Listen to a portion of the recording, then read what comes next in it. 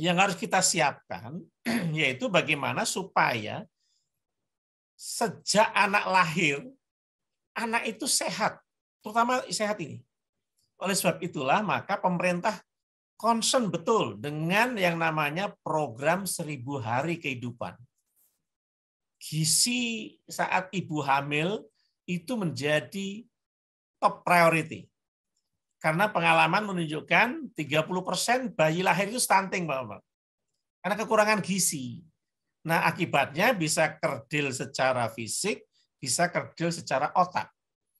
Yang ini sosial cost-nya akan besar karena tidak mungkin didaur ulang. Itu ya. Jadi tumbuh kembang anak baik secara fisik maupun secara kemampuan otak itu akan terganggu. Nah, ini kuncinya ada di gizi selama masa kehamilan. Lalu setelah itu nyambung dengan 2 tahun setelah lahir.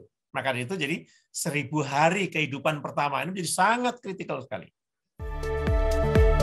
As one of the best airport management companies in Asia and the pioneer of commercial airport industry in Indonesia since 1964, we are fully committed to managing its airport by upholding the principles of safety, security, services, and compliance.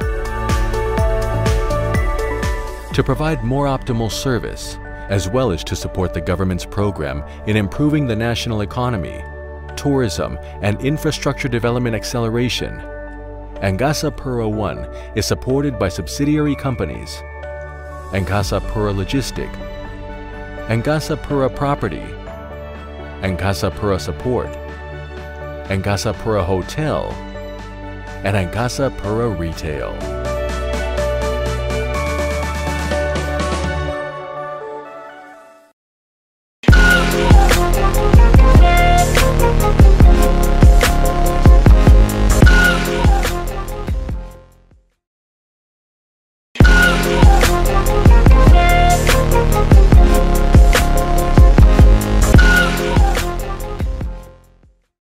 Assalamualaikum warahmatullahi wabarakatuh.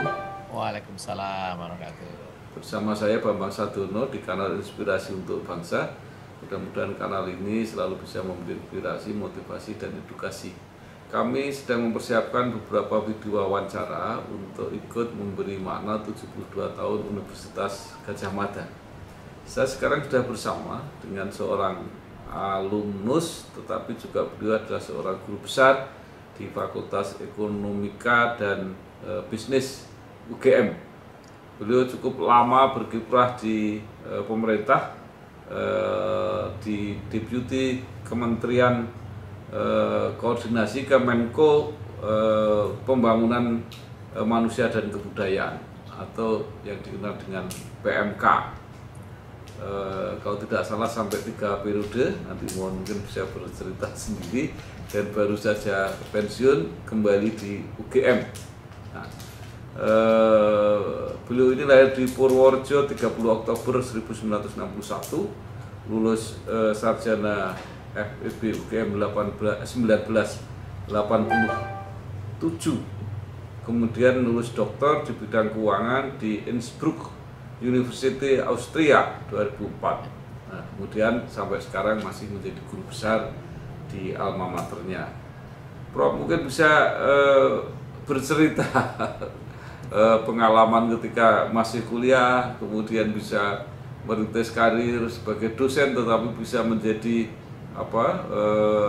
pejabat penting dan tinggi di pemerintahan sampai begitu lama, dan akhirnya sampai kembali lagi ke kampus. Monggo, Prof.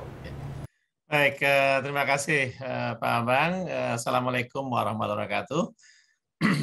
Pertama, ini masih dalam rangka Dies Natalis UGM ke-72. Saya ingin menyampaikan selamat, dan tentu saja saya secara pribadi bangga dan merasa terhormat menjadi bagian dari UGM. Universitas tertua, dan kita tahu alumninya insya Allah sangat banyak dan mewarnai perjalanan bangsa Indonesia. Semoga sisa pengabdian saya di UGM hingga nanti batas usia pensiun insya Allah kalau diberi usia cukup, ya akan memberikan manfaat bagi kemanusiaan. Amin. Yang kedua, Pak Bambang, sebenarnya saya agak kemarin itu agak relaktan tuh karena saya nimbang-nimbang ini. Karena saya ini bukan siapa-siapa sebenarnya. Saya ini hanya anak seorang petani yang juga dapat profesi sebagai guru di satu desa di Jeruken namanya, ya, yang gagal meraih mimpi ingin menjadi penerbang pesawat tempur tahun 80-81, Pak Bang. Jadi tahun 80 saya mendaftar di Akabri, 81 juga demikian, sampai seleksi tingkat akhir di Magelang, tapi saya gagal. Dan tahun 82 saya baru memutuskan untuk kuliah, mendaftar di Sipen Maru, dan alhamdulillah saya diterima di pilihan pertama di Fakultas Ekonomi, waktu itu namanya, sekarang jadi Ekonomika dan Bisnis. Dan karena saat saya masuk kuliah itu teman-teman seangkatan kan sudah hampir sarjana muda, Pak Bang, waktu itu. Sudah tahun ketiga. Jadi saya sudah merasakan betul kegagalan 2 tahun itu sangat pedih. Ya. Sehingga saya tidak ingin terulang lagi. Dan itu barangkali yang mendorong saya untuk punya satu tekad, saya bisa selesai tepat waktu dan cepat, karena sudah bosan nganggur pokoknya gitu ya. Dan alhamdulillah meskipun kuliah itu saya sambil menjadi asisten dosen, mengajar di bimbingan tes, di angkatan 82, saya masuk 82, jurusan manajemen saya berhasil lulus hanya satu-satunya alhamdulillah yang lulus dengan cum laude. Itu yang saya syukuri. Dan kebetulan selama setahun terakhir saya sebelum lulus saya diminta menjadi asisten dosen waktu itu Profesor Sukanto Rokswahdiprojo, karena saya juga membantu Profesor Marwan juga, untuk mata kuliah Business Forecasting menjadi asisten. Saat itu beliau menjadi dekan Fakultas Ekonomi, sehingga ini juga membuka jalan bagi saya untuk cepat bergabung menjadi dosen begitu saya lulus di tahun 87. Kemudian tadi yang disampaikan Pak Bambang betul, tahun 93 saya menyelesaikan S2 di Amerika. Dan lagi-lagi pada saat saya datang di Amerika saya agak sedikit diremehkan lah gitu. Mungkin karena bahasa Inggris saya jelek waktu itu ya. Tetapi saya punya tekad bahwa oke, boleh saja bahasa Inggrisnya kurang, tapi saya yakin semester yang akan datang mereka harus belajar dengan saya. Dan alhamdulillah lagi-lagi saya lulus dan mendapatkan Pi Gamma Mu karena dengan IPK yang tinggi itu dari Western North Carolina.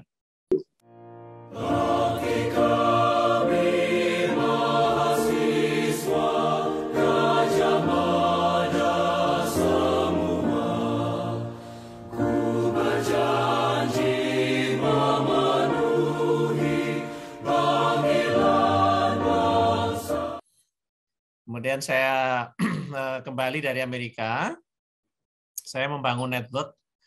Saya termasuk dosen muda yang beruntung karena diajak, ada waktu itu almarhum Bambang Kuswitanto namanya Pak Bambang, itu ikut berbagai proyek konsultasi di Jakarta. Sehingga saya mengenal dunia luar kampus.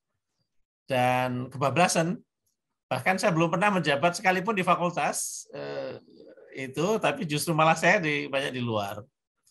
Baru tahun 2001 saya melanjutkan S3 di Innsbruck hingga 2004, dan begitu saya kembali lagi-lagi saya langsung diminta oleh Prof. Marwan Nasri untuk menjadi asisten wakil rektor senior di bidang administrasi dan keuangan, sekaligus merangkap sebagai sekretaris eksekutif UGM waktu itu di era Profesor Sofyan Effendi. Dan ada satu event yang menarik itu, saya belum sampai 2 minggu sudah diminta untuk pimpin rapat membahas rencana anggaran di Wonosobo di depan para dekan itu. Saya sampai bilang, ini SK-nya belum keluar, sudah diminta pimpin rapat bahas anggaran.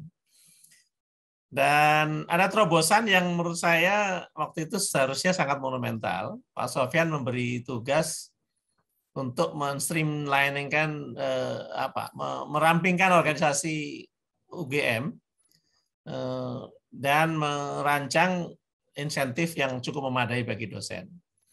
Tetapi justru apa yang terjadi Mei 2005 itu didemo oleh dosen, karyawan, dan mahasiswa UGM. Jauh sebelum Menpan mendesain sistem insentif itu. Kita mengawal dulu waktu itu. Nah, itu. Kemudian karir berikutnya yang saya lalui 2007, selama Januari 2007 saya ditugaskan sebagai atas pendidikan di KBRI Canberra. Tetapi itu tidak lama, meskipun harusnya saya 4 tahun di Canberra, Pak Bang. Saya bahkan baru 6 bulan, 7 bulan sudah ditelepon suruh pulang. Saya nggak mau. Baru akhirnya di Januari 2008, Sekjen Kemdikbud. Ini agak saya boleh merasa bangga lah, artinya untuk ditarik pulang itu sampai Sekjen nelpon langsung ke saya. Nelpon langsung untuk meminta saya pulang paling lambat akhir Februari untuk dipromosikan sebagai Kepala Biro Perencanaan dan Kerjasama Luar Negeri di Kemdiknas waktu itu namanya, membantu Prof. Bambang Sudebyo, saya itu sebagai Mendiknas. Dan waktu berjalan, Prof. Bambang selesai 2009, lalu Prof. Muhammad Nuh menjadi Mendikbud. Lagi-lagi ini juga agak unik. Lalu 1,5 tahun dengan Prof. Nuh, saya diminta untuk menjadi deputi di Menko Kesra namanya. Jadi saya beruntung kalau sekarang ini untuk menduduki jabatan deputi, dirjen itu harus mengikuti open bidding. Saya bahkan tidak pernah ikut sekalipun, tapi diminta dan langsung dipromosikan. Sejak 2010 hingga kemarin Oktober 2021. Jadi alhamdulillah ini 11 tahun memang di 3 Menko yang berbeda. Tetapi untuk posisi yang sama, pendidikan dan agama ini. Jadi posisi yang jadi saya ikut bertanggung jawab lah, boleh kata, terhadap baik buruknya pendidikan selama 11 tahun terakhir ini, karena saya membantu 3 Menko yang berbeda. Itu Pak Bang tentang Indonesia.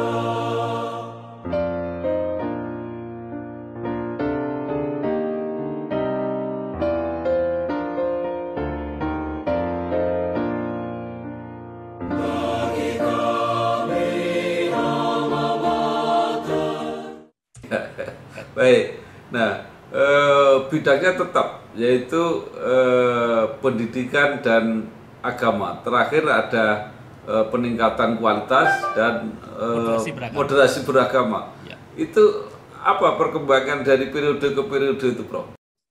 Jadi begini, Pak Bang. Sebenarnya yang unik sebenarnya kalau saya selalu berpikir tentang pendidikan ini saya letakkan dalam konteks pembangunan sumber daya manusia, Pak Bang. Dan just coincident, kementeriannya berubah menjadi Kementerian Pembangunan Manusia dan Kebudayaan. Lalu saya mencoba berkontemplasi, saya rumuskan dalam satu slide Human Capital Life Cycle, yang sekarang dipakai di Kemenko, sudah dipaparkan mungkin lebih dari puluhan kali Pak Menko di berbagai kesempatan, tentang konsep pembangunan sumber daya manusia itu. Nah, bukan berarti karena saya sebagai deputi bidang pendidikan, tetapi saya berpikir bahwa pendidikan itu merupakan core. Pendidikan itu merupakan core bagi pembangunan sumber daya manusia. Meskipun kalau boleh saya tambahi, pendidikan dan kesehatan sebenarnya. Ini bagaikan 2 sisi mata uang. Tetapi saya lebih memilih pendidikan sebagai core pembangunan sumber daya manusia. Dan saya berpandangan bahwa pendidikan ini merupakan rekayasa sosial yang terencana untuk membangun karakter dan keadaban. Jadi 2 kata kuncinya ini, membangun karakter dan keadaban. Sebenarnya saya mengambil juga pandangan dari filsuf Inggris Herbert Spencer yang mengatakan bahwa education has its own object for character formation. Nah, jadi tujuan utama pendidikan itu bukan membuat orang menjadi ahli matematik, ahli kimia, enggak. Itu nomor 2. Tapi yang paling utama, dia harus punya karakter dan punya keadaban. Kalau bahasa Jawa dulu, yang andap asor, orang yang tahu etika, yang beradab. Kalau bangsa asing mengatakan yang civilized citizen lah gitu ya. Itu. Dan pendidikan sebagaimana juga pembangunan sumber daya manusia itu is a never ending process. Karena saya sering juga ditanya, sebenarnya apa sih tantangan di bidang pendidikan ini? Apakah sudah terjawab atau belum? Saya bilang, kita boleh dikatakan tidak akan pernah selesai menjawab tantangan bangsa ini. Kalau dalam konteks sudut pandang pendidikan. Kenapa? Karena pendidikan dan pembangunan sumber daya manusia itu is a never ending process. Kenapa begitu? Ya karena setiap hari ada bayi lahir, setiap hari ada orang yang meninggal.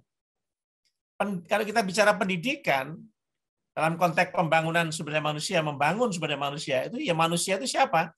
Ya orang yang ada sejak dalam kandungan sampai orang yang dibungkus. Makanya ada dikatakan pendidikan sepanjang hayat itu. Ya orang kalau tidak mau belajar ya mati itu. Itu kira-kira.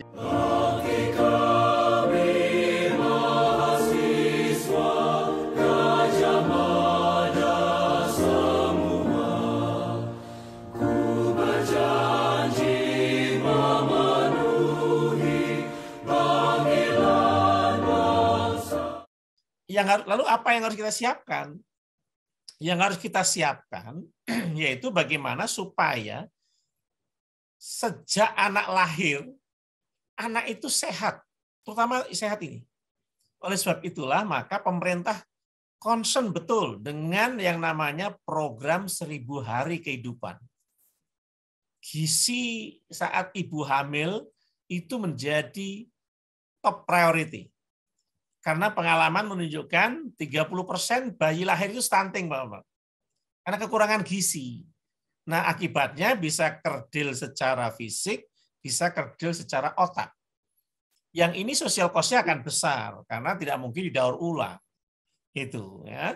Jadi tumbuh kembang anak baik secara fisik maupun secara kemampuan otak itu akan terganggu. Nah, ini kuncinya ada di gizi selama masa kehamilan. Lalu setelah itu nyambung dengan 2 tahun setelah lahir. Maka itu jadi 1000 hari kehidupan pertama ini menjadi sangat kritikal sekali. Ini yang menjadi program prioritas pertama kalau bicara dalam konteks pendidikan dan pembangunan sumber daya manusia. Setelah ini berhasil ditangani dengan baik, maka pendidikan prasekolah menjadi penting. Early child childhood ini. Jadi sebelum masuk ke PAUD, ini pendidikan usia anak 3 tahun sampai 5 tahun menjadi penting. Siapa yang berperan? Keluarga di sini.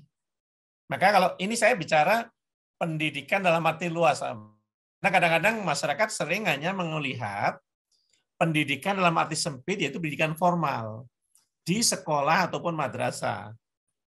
Padahal pendidikan itu ada formal, non formal, informal. Gitu. Jadi orang tua punya peranan penting untuk pendidikan tahap pertama ini, 3-5 tahun ini. Mendidik apa ini? Yaitu melalui pembiasaan nilai-nilai baik. Itu. Bibit perilaku baik itu di situ ditanamkan.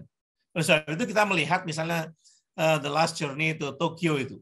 Bagaimana anak-anak di Jepang itu diajari sebelum masuk ke sekolah, mereka dipastikan dulu bisa mandiri. Lalu bagaimana diajari baris, diajari nyebrang di jalan, diajari hormat setelah nyebrang di jalan. Di sekolah diajari ngepel. Kalau di sini barangkali anak-anak SD suruh ngepel, orang tuanya protes, Pak. Padahal bukan ngepelnya yang diutamakan, tetapi spirit menjaga kebersihan dan disiplin ini yang penting. Itu. Tapi coba di sini terapkan begitu. Wah, orang tua bisa ramenya minta ampun itu.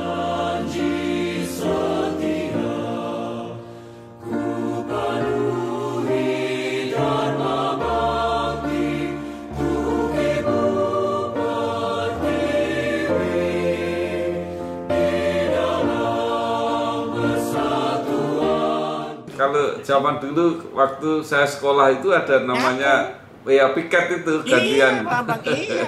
Piket nyapu. Lalu zaman kita sekolah, kalau guru datang kan rebutan ngambil sepeda, nyuci sepedanya tuh, Bang.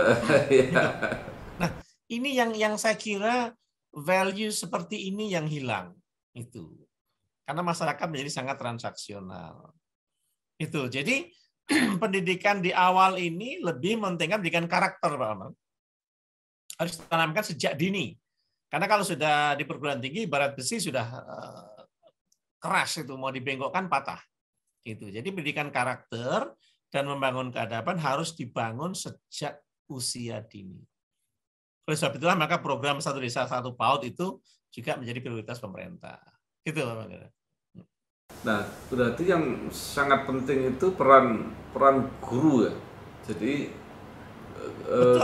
guru tidak hanya tadi membekali dengan ilmu, dengan pengetahuan, tetapi guru jadi role model, Pak Amar. Role model. Nah, karena itu kalau guru zaman dulu itu bisa digugu dan ditiru itu kan. Betul. Nah, ini betul, Pak. Itu di situ yang Jadi kembali ke pendidikan, lalu pertanyaan berikutnya kan begini, kalau begitu sebenarnya faktor apa sih yang menentukan keberhasilan pendidikan itu?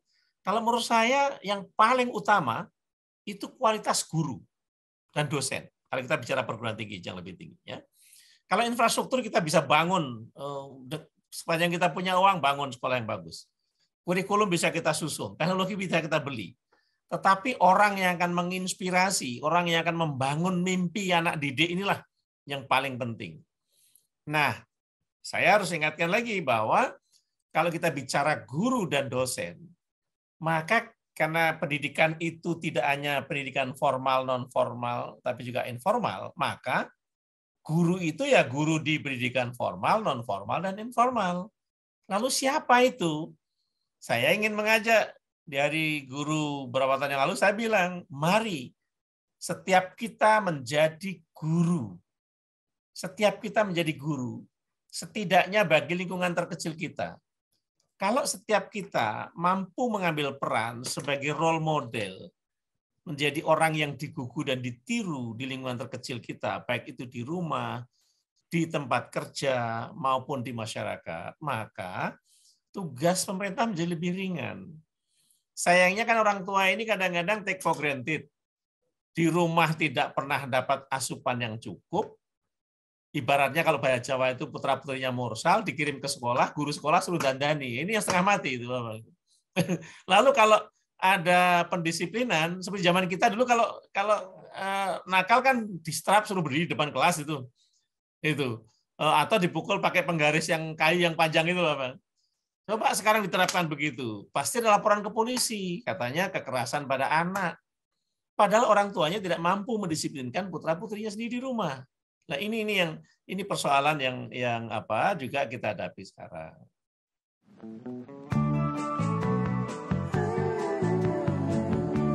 Soal KPR dan punya rumah, dari dulu cuma ada satu nama, satu bank yang megang banget.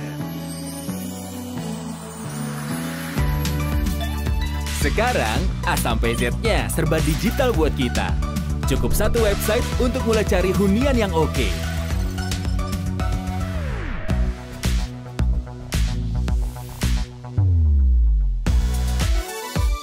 Lagi sesibuk apapun, cukup satu fitur ngajuin KPR online.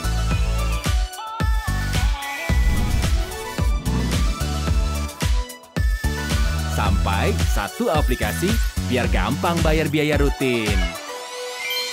Kini, semua ada di jarimu. Satu nama dengan pengalaman 45 tahun memimpin segmen KPR. KPR, pasti BTN. Kemudian ada satu yang menurut saya agak betul-betul ini sangat merisaukan, Pak. Tantangan terhadap dunia pendidikan ini.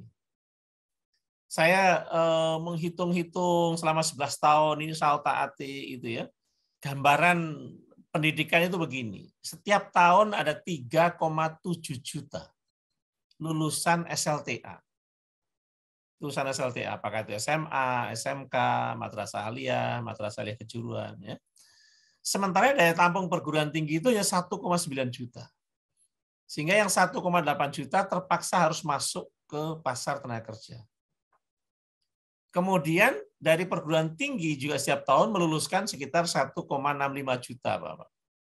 Dengan demikian kalau saya gabung, lulusan SLTA yang masuk pasar tenaga kerja plus lulusan perguruan tinggi itu ada 3,45 juta pencari kerja baru. Saya lihat dari tahun ke tahun ini nggak banyak perubahan. Artinya apa? Artinya bahwa setiap tahun ada atau butuh lapangan pekerjaan untuk 3,45 juta.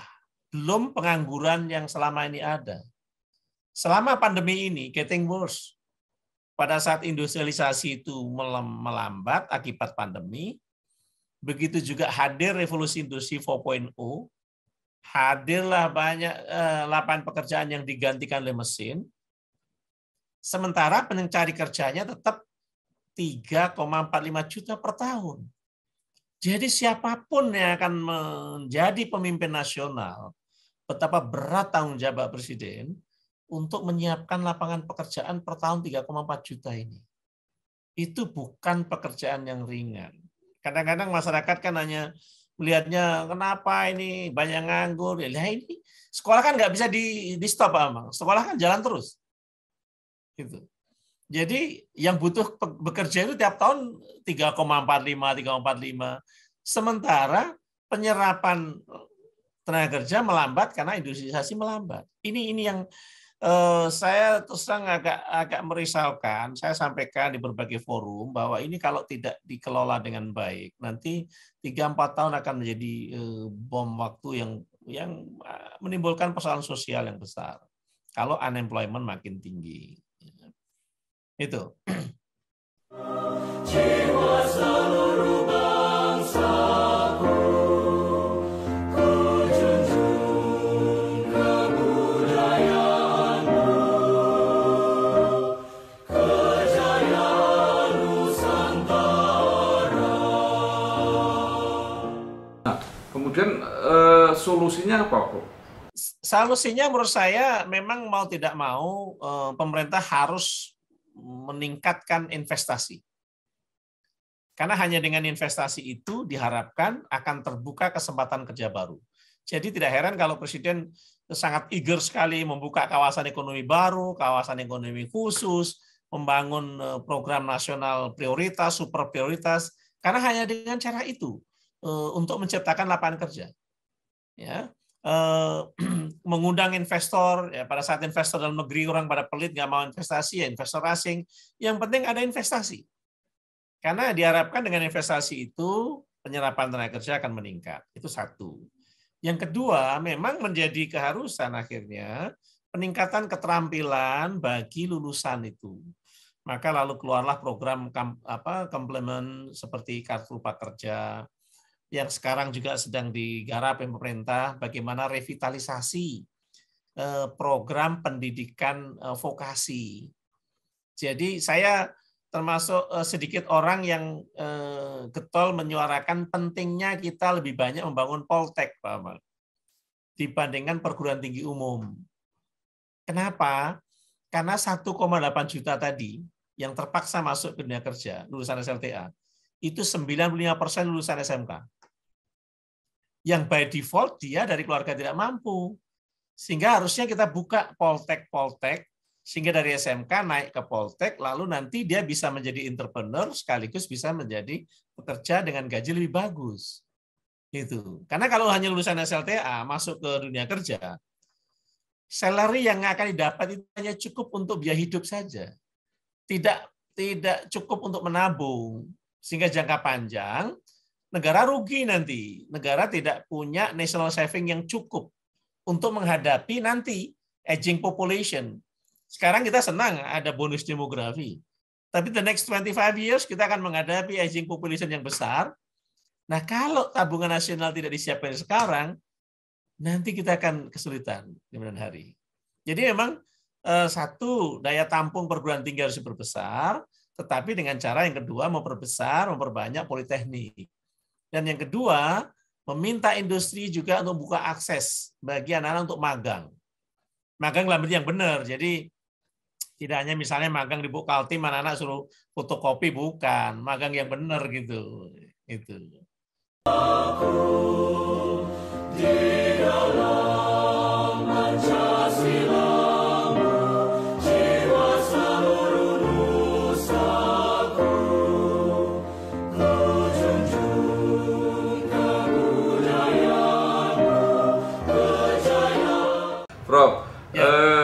satu sisi kita membutuhkan banyak lapangan kerja, tetapi di sisi lain perkembangan teknologi menyebabkan kemungkinan atau efisiensi yang mengurangi tenaga kerja. Nah, ini seperti apa menghadapi situasi kayak begini?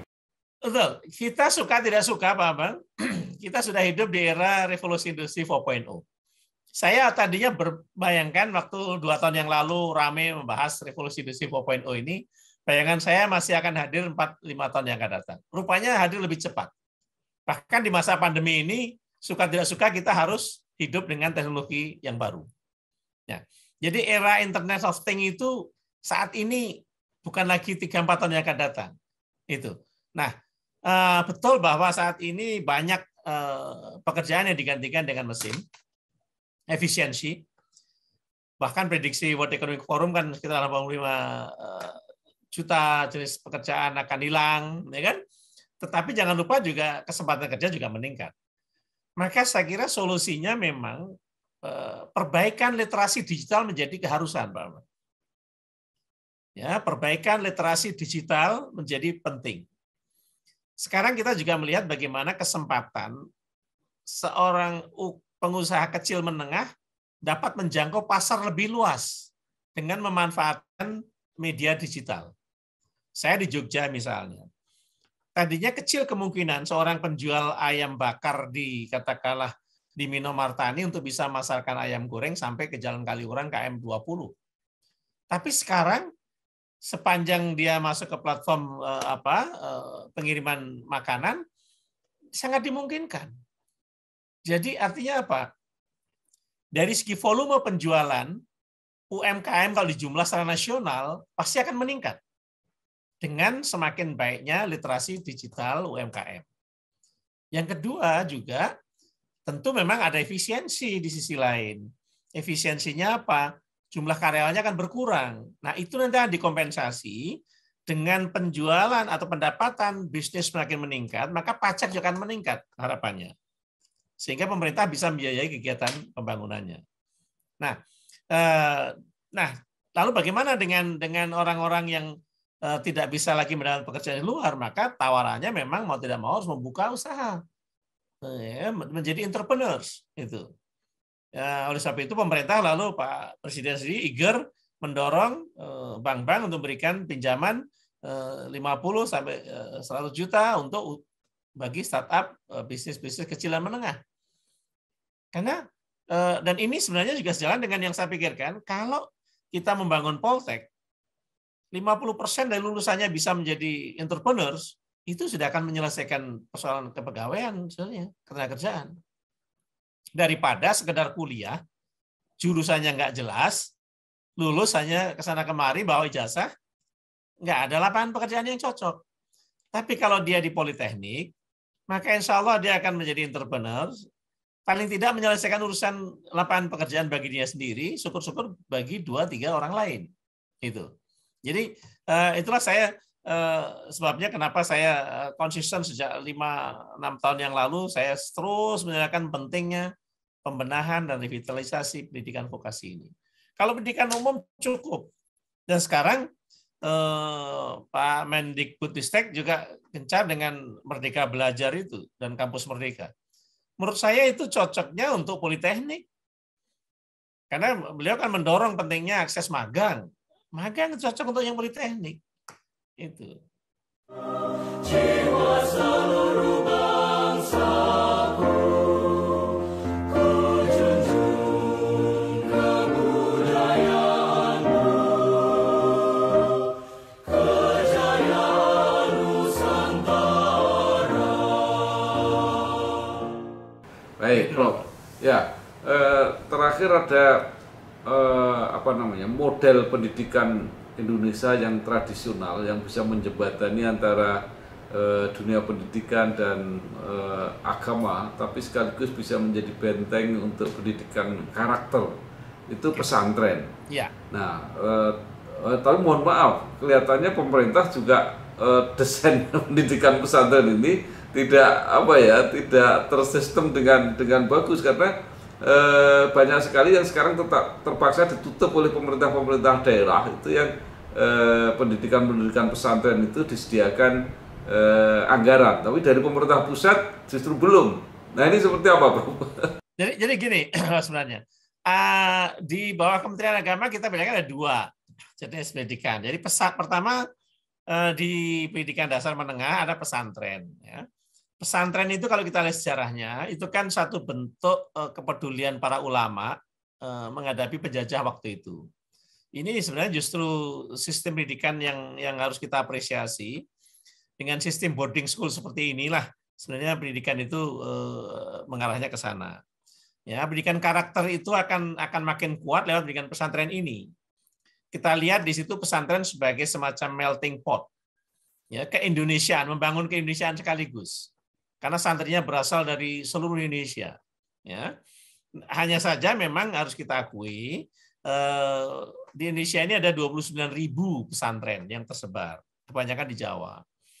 Ini memang ada 2 jenis, ada yang salafi, ada yang modern. Nah, saya selama 11 tahun kan juga diminta membantu kondasikan termasuk pesantren ini.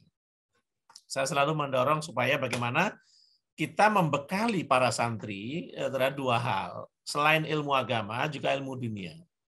Ini kan juga sesuai dengan doanya kan, Rabbana atina fid dunya hasanah, kan doanya duluan. Fil akhirati hasanah. Jadi kita harus menguasai dunianya dulu, baru akhiratnya dulu. Dan tidak bisa kita hanya berdoa wa fil akhirati hasanah saja, pasti dunianya. Nah, saya ingin ngajak selalu, ayo coba para santri ini selain kuat di bidang ilmu agama, juga kuat di bidang ilmu dunianya. Dan ini namanya sudah semakin ke belakang ini makin bagus ya. Dan banyak lulusan pesantren juga yang punya madrasah ya formal ya. Dan sekarang banyak juga lulusan madrasah yang berprestasi baik di tingkat nasional maupun internasional. Nah, ada satu yang menarik juga, saya coba dengan NGO untuk punya program semacam memberikan afirmasi bagi para hafidz Quran untuk bisa kuliah di perguruan tinggi. Saat ini belum banyak, baru 1.200-an mahasiswanya yang dapat beasiswa penuh ya, para hafidz Quran itu. Lagi-lagi saya berharap memang begini, bayangan saya lulusan dari pesantren yang hebat-hebat itu nanti ya, jadi pejabat itu karakternya kuat, ilmu dunianya kuat itu. Ya, sehingga mestinya ya ke depan itu para birokrat itu diisi orang-orang yang hebat-hebat seperti itu. Karena kalau kita bicara karakter, kita bicara persoalan yang kita hadapi selama ini kan akar permasalahannya kan karena nir karakter dari oknum pejabat, kalau tidak karena pejabat lah ya. Sehingga berapa banyak orang yang cerdik, pandai, gelarnya panjang, toh juga akhirnya tergelincir. Itu menurut saya ya hanya karena mereka mengorbankan kehilangan jati dirinya, kehilangan integritasnya, kehilangan karakter utama yaitu integritas dirinya. Saya nggak tahu itu kenapa, dan kadang-kadang sudah di ujung karir kan ya, gitu. Jiwa seluruh bangsaku, ku junjung kebudayaanmu, kejayaan Nusantara. Ya baik, Prof, ini yang hebat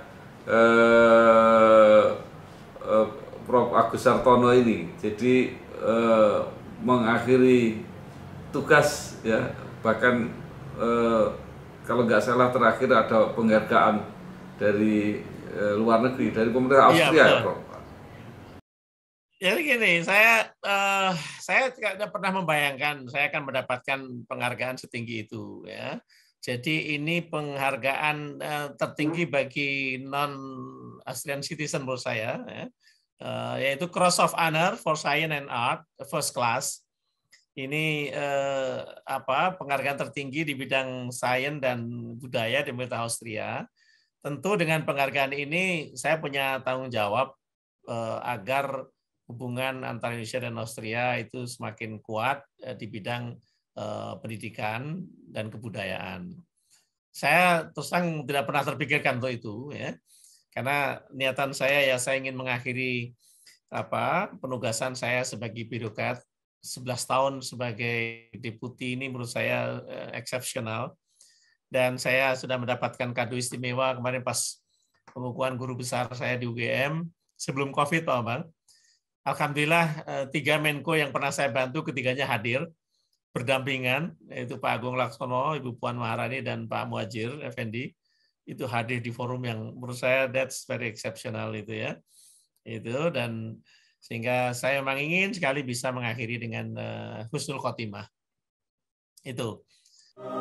Jiwa seluruh bangsaku, ku junjung kebudayaanmu, kejayaan Nusantara. Itu. Ya. Nah, terakhir Prof, sekarang setelah berhenti jadi pejabatnya, kembali sebagai guru besar, kembali mengajar dengan begitu banyak pengalaman yang udah ada. Nah, kira-kira apa yang mau dikatakan kepada sivitas akademika Universitas Gadjah Mada, khususnya di Fakultas Ekonomika dan Bisnis? Baik, Pak Bambang. Jadi yang pertama, saya bersyukur saya sudah melalui jalan yang panjang, dan semua ini karena nama besar UGM yang pertama. Yang kedua, saya ingin tentu saja tidak henti-hentinya menyampaikan rasa bangga karena saya dibesarkan oleh UGM. Secara khusus kepada para mahasiswa, saya tentu ingin berbagi pengalaman agar mahasiswa bisa jauh lebih hebat dari saya dalam waktu yang lebih cepat daripada saya. Bukan berarti dikarbit. Ya, itu yang kedua. Yang ketiga, saya ingin berpesan pada seluruh sivitas akademika untuk menjaga betul makna apa yang tersurat dalam himne Gadjah Mada. Karena itu sangat dalam sekali di sana.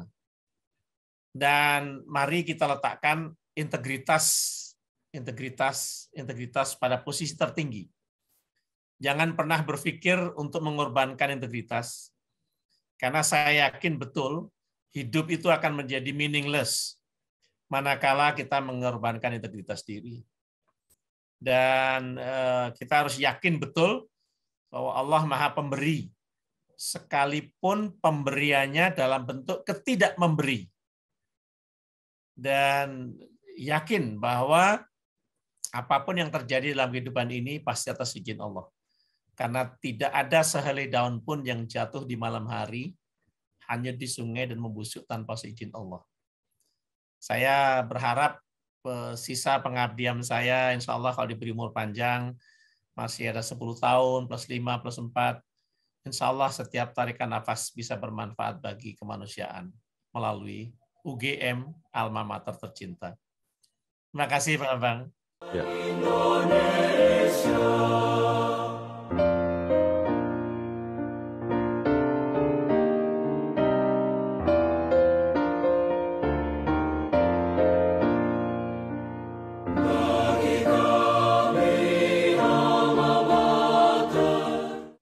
Terima kasih sekali Profesor Dr. R. Agus Sartono, Guru Besar Fakultas Ekonomika dan Bisnis Universitas Gadjah Mada, yang telah kembali ke alma maternya setelah mengarungi perjuangan dan pengabdian yang panjang, terutama di Kementerian Kemenko PMK.